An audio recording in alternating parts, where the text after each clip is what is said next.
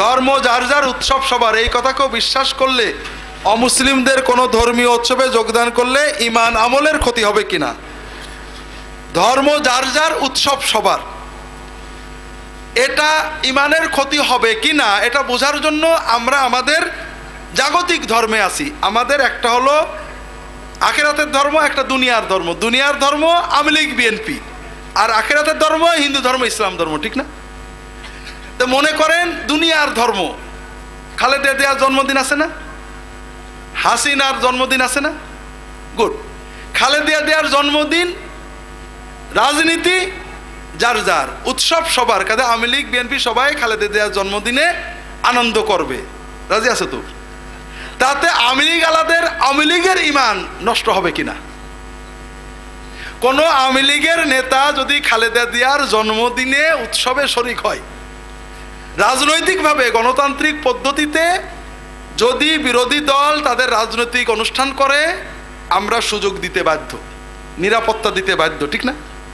কিন্তু তাদের আনন্দে অংশগ্রহণ করতে হবে, এটা গণতন্ত্রের দাবি। কাজে আওয়ামী লীগ হয়ে খালেদা জিয়ার জন্মদিনে, আর কি বলে বিএনপি হলেও শেখ হাসিনার জন্মদিনে অংশ না নিলে আমাদের গণতন্ত্র পূর্ণ হলো না, এই কথা বললে কি আপনারা মানবেন কিনা? যদি কেউ এইভাবে রাজনৈতিক উদারতার কারণে তার রাজনৈতিক ধর্মের বিরুদ্ধ ধর্মের উৎসবে যান, যে রাজনীতি যার যার, উৎসব সবার, এটাতে তার রাজনৈতিক ঈমানের কোনো ক্ষতি হবে কিনা? হবে, হবে। আমাদের রাজনৈতিক ধর্ম যতটুকু গুরুত্বপূর্ণ, আখিরাতের ধর্ম তো তার চেয়ে কম গুরুত্বপূর্ণ, বেশি। রাজনৈতিক ধর্ম মানুষের বানানো, আর আখিরাতের ধর্ম আল্লাহ দিয়েছেন। কথা বুঝতে পারেননি? দ্বিতীয় কথা হলো ধর্ম যার যার, উৎসব সবার। এটা কোন ক্ষেত্রে হয়? যদি ধর্মীয় উৎসব না হয়। ধর্ম যার যার, কিন্তু বিয়ে শাদীর উৎসব আমাদের সবাই শরীক হবে, এটা ঠিক আছে। কিন্তু ধর্মীয় উৎসব, ধর্মকেন্দ্রিক যে উৎসব, সেটা কি অন্য ধর্মের হতে পারে নাকি? ধর্ম যার, ধর্মীয় উৎসব তারই হবে। কথা বোঝেননি? তৃতীয় কথা হলো ধর্ম যার যার, উৎসব সবার, এটা মানবতা বিরোধী কথা। কুরবানির ঈদ, কুরবানির গোত্র খাওয়ার উৎসব তো আমাদের দেশের হিন্দু ভাইদের নিয়ে আসবো, যে ভাই আসেন আমার গরু জবাই করার উৎসব, গোস্ত খাওয়ার দরকার নেই, গরু জবাই করার উৎসবে শরীক হন। এটা কি ঠিক হবে নাকি?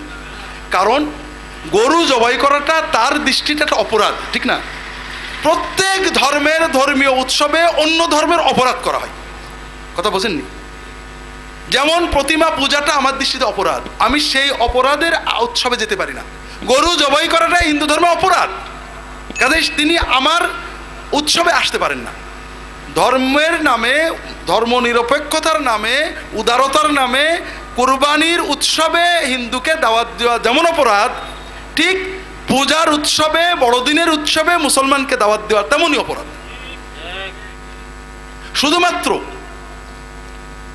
আপনার ভিতরে যদি ঈমান না থাকে, তাহলে আপনি এটাকে প্রতিমা পূজা হচ্ছে মনে করেন, ঢোল ডগর বাজিয়ে আনন্দ হচ্ছে, খালেদা জিয়ার বিরুদ্ধে গাল দিয়ে গান রেপোর্ট প্যারোডি বানানো হচ্ছে। আপনি রাজনৈতিক উদারতার নামে ধর্ম যার যার, উৎসব সবার বাদ্য আসরে আপনি গেলেন, পারবেন? যদি আপনি বিএনপি, যদি ইমানদার হন, পারবেন নাকি? পারবেন? মনে করেন ঢোল ডগর বাজিয়ে উৎসব হচ্ছে, উৎসবে শেখ হাসিনার বিরুদ্ধে প্যারোডি বানিয়ে গান টান গাওয়া হচ্ছে, নাচ গান চলছে। মনে করেন খালেদা জিয়ার জন্মদিন উপলক্ষে সন্ধ্যায় একটা উৎসব। আপনার যদি আওয়ামী লীগের প্রতি ঈমান থাকে, উৎসবে যেতে পারবেন? পারবেন? আরে রাজনীতি যার যার, উৎসব সবার, একটু আমুন এসে আসি, পারবেন? কারণ আপনার রাজনৈতিক ঈমান আপনাকে বাধা দেবে। যদি আপনার রাজনৈতিক ঈমান আখিরাতের ঈমানের চেয়ে বেশি দামি হয়, তাহলে আপনি বুঝে নেন, আমি ফতোয়া দিচ্ছি না যে আপনি মুসলমান না, আপনি প্রতারক। আপনি যদি হিন্দু হয়ে আপনি কুরবানির গরু জবাইয়ের উৎসবে তালি দিতে পারেন, গরুর গোশত খাওয়ার উৎসব করেন, তা আপনি নিজেকে যাই মনে করেন, হিন্দুরা আপনাকে হিন্দু বলে মানবে না। কথা বুঝেননি?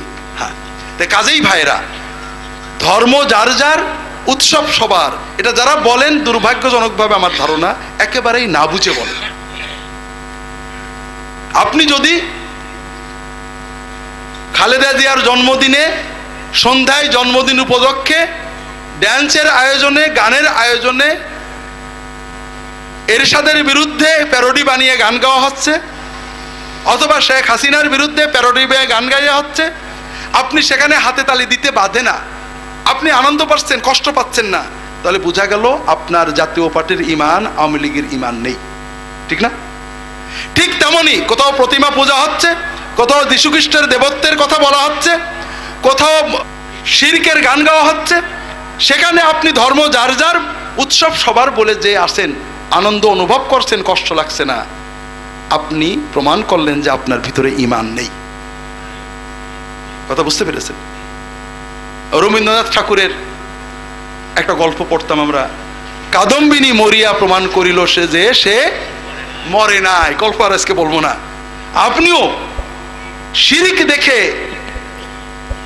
বেদনা অনুভব না করে, আপনার নবী মুহাম্মদ রাসূলুল্লাহ সাল্লাল্লাহু আলাইহি ওয়াসাল্লামের শিক্ষার জঘন্যতম অবমাননা দেখে হৃদয়ে অস্থিরতা বোধ না করে, আনন্দ বোধ করে প্রমাণ করলেন যে আপনি অনেক আগেই কাফের হয়ে গেছেন। কাজেই ভাইরা, ধর্ম যার যার, অবশ্যই প্রত্যেকের ধর্মীয় স্বাধীনতা দেওয়া আমাদের ইসলামের দায়িত্ব। প্রত্যেকে তার স্বাধীনভাবে ধর্ম পালনের দায়িত্ব, অধিকার দেওয়া এবং নিরাপত্তা প্রদান করা আমাদের জন্য ফরজ দায়িত্ব। আপনাদের গতবারও বোধহয় বলেছিলাম, মনে আছে কিনা, সবসময় যারা প্রকৃত মুসলমান তারা অন্য ধর্মের লোকেদের ধর্মীয় স্বাধীনতার ব্যাপারে সবচেয়ে সচেতন। যখন এজিদের সরকার আসলো সিরিয়ায়, এজিদের সরকার সিরিয়ায়, যেমন এজিদের সরকার মুসলমানদের উপর জুলুম করেছে, খ্রিস্টানদের উপরে করেছে।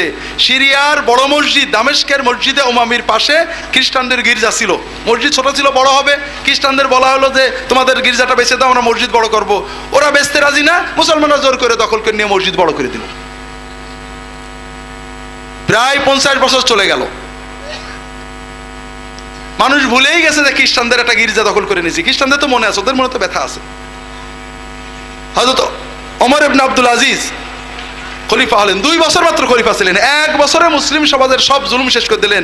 রাসূলুল্লাহ সাল্লাল্লাহু আলাইহি ওয়াসাল্লাম বংশধর, তাদের বিরুদ্ধে জুলুম, বেইনসাফি, অত্যাচার, যারা জমি কেড়ে নিয়ে আসলো, সব। খ্রিস্টানরা দেখলো যে তো ভালো লোকই মনে হচ্ছে। বছর খানেকের মাথায় যেয়ে বললো যে হুজুর আমাদের একটা আবদার আছে। তো কি ভাই? যে এই যে আপনি বড় মসজিদে নামাজ পড়ান, এই মসজিদের এই সাইডটা আমাদের গির্জা, কিন্তু হ্যাঁ ডকুমেন্ট নিয়ে এসো। ডকুমেন্ট নিয়ে এসে সঙ্গে সঙ্গে ডাকছেন দামেস্কের গভর্নর, দামেস্কের চিফ জাস্টিস, যে তোমরা যে মসজিদের ডকুমেন্ট দাও। ডকুমেন্ট নেই, মানে পুরো আছে, সাইডের যে এক্সটেনশন ওটার নেই। বলে যে 1 সপ্তাহের ভিতরে মসজিদ ভাঙো, ভেঙে ওদের গির্জা করে দাও। কথা বোঝেননি? খলিফার অর্ডার। মুসলমানরা তো পাগল হয়ে গেছে যে এতকাল নামাজ পড়ে আসছে, মসজিদ করে ভাঙতে হবে। ওই দামেস্কের যে চিফ জাস্টিস তাকে ধরেছে, হুজুর আপনি একটু ব্যবস্থা করেন। আপনি বললে যদি রাজি হয় খ্রিস্টানরা। চিফ জাস্টিস বলেছে, ভাই তোমাদের পায়ে ধরি, কয়টা কি গির্জা চাও বলো, তোমরা যে এলাকায় বাস করো তোমরা যত গির্জা চাও বানাই দেবো, ভাই এইটা অন্তত বেঁচে দাও, যত টাকা চাও দেবো। খ্রিস্টানরা যখন দেখেছে তাদের ইনসাফ হয়েছে, মুসলমানরা পা তেলাচ্ছে, বলে ঠিক আছে হুজুর বেঁচে দেবে। বলে তাড়াতাড়ি ডকুমেন্ট করো, দলিল করো, আগামী 1 সপ্তাহের ভিতরে দলিল না দেখালে তো খলিফা মসজিদ ভাঙবে। এরপরে যে তারা বলেন, হুজুর জমি খ্রিস্টানরা বিক্রি করে দিয়েছে। বলে ডাকো খ্রিস্টানদের, শুনবো, তোমরা জোর করে নেছো না, তারা সত্যিই দিয়েছে। খ্রিস্টান নেতৃবৃন্দের ডাকা হলো, তারা বলেন, হুজুর আমরা খুশি মনে জমি বিক্রি করে দিছি। খলিফা বললেন, ঠিক আছে এখন মসজিদ রাখতে পারো। কথা বুঝতে পারছেন? মুসলমানদের দায়িত্ব অন্যদের ধর্মীয় স্বাধীনতা, ধর্মীয় ধর্ম পালন এবং নিরাপত্তা নিশ্চিত করা। আরো একটা আছে, আল্লাহ কোরআনে বলেছেন তাদের ধর্মীয় অনুভূতিতে আঘাত না দেওয়া। ধর্মের মাধ্যমে কিছু বিষয়কে মানুষ পূজনীয়ভাবে ভক্তি করে, যেমন মন্দির, গির্জা, ধর্মগ্রন্থ, এগুলোর অপমানও করতে পারবেন না। আল্লাহ কোরআনে নিষেধ করেছেন, তাদের হৃদয়ে লাগে।